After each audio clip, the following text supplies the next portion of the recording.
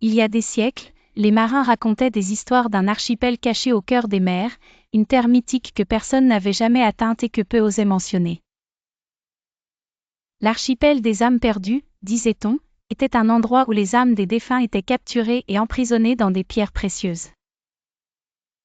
Quiconque brisait l'une de ces pierres libérait une ancienne et terrible malédiction, un destin dont personne ne pouvait s'échapper. Le capitaine Eliane, un homme audacieux et téméraire, avait entendu ces rumeurs, malgré les avertissements, décida d'organiser une expédition vers ces îles lointaines. Son navire, le Sirius, était une embarcation robuste capable d'affronter les tempêtes les plus terrifiantes. À bord se trouvait un équipage diversifié, marchands, explorateurs, cartographes et marins, tous prêts pour l'aventure.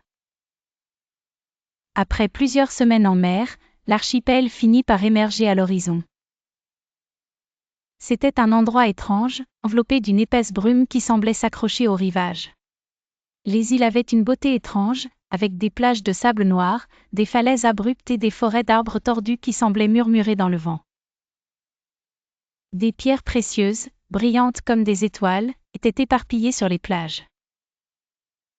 À leur arrivée, ils foulèrent le sol de l'île principale, un terrain sauvage où l'air sentait l'eau salée et la terre humide. Ils étaient venus à la recherche de trésors, d'artefacts perdus, mais bientôt, Eliane et son équipage réalisèrent que cet endroit cachait quelque chose de bien plus sombre. Un malaise étrange s'était installé parmi eux. À chaque pas, ils avaient l'impression d'être observés, comme si quelque chose, ou quelqu'un, les suivait.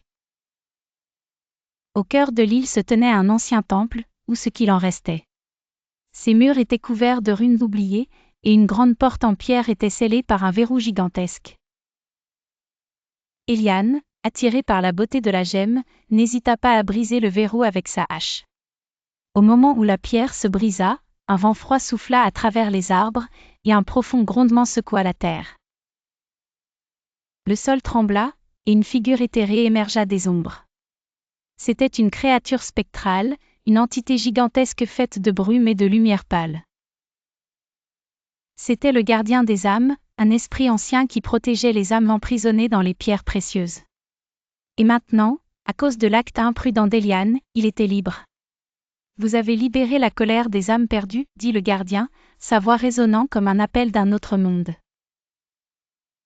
À ce moment-là, des centaines d'ombres commencèrent à s'échapper des pierres précieuses, des figures spectrales avec des visages déformés par la douleur et la souffrance. L'équipage, terrifié, tenta de fuir, mais les ombres les entourèrent rapidement. Eliane, saisie par la panique, chercha à rectifier son erreur.